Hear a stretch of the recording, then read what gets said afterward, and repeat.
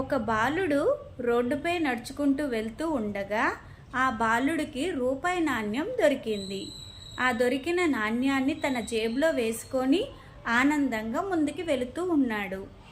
అయితే వెళుతూ ఉండగా ఒక ముసలి తాత చాలా బాధపడుతూ ఏడుస్తూ ఎదురయ్యాడనమాట. తాత, నువ్వెందుకు ఏడుస్తున్నావు? ఎందుకు బాధపడుతున్నావు?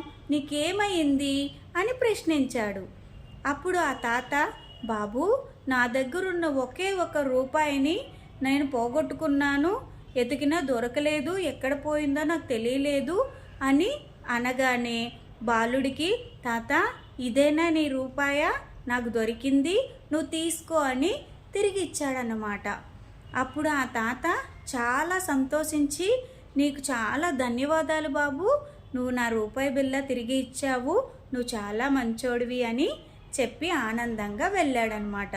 అంటే ఇక్కడ చూడండి, డబ్బు కన్నా మనసు ఆనందంగా ఉండడం అనేది చాలా ముఖ్యం. సో మన పిల్లలకి కూడా మనది కానిది మనం ఎదుటి వాళ్ళది అనిపించింది వాళ్ళకు మనం ఇచ్చేయాలి అనే విషయాన్ని మనం నేర్పిద్దాం.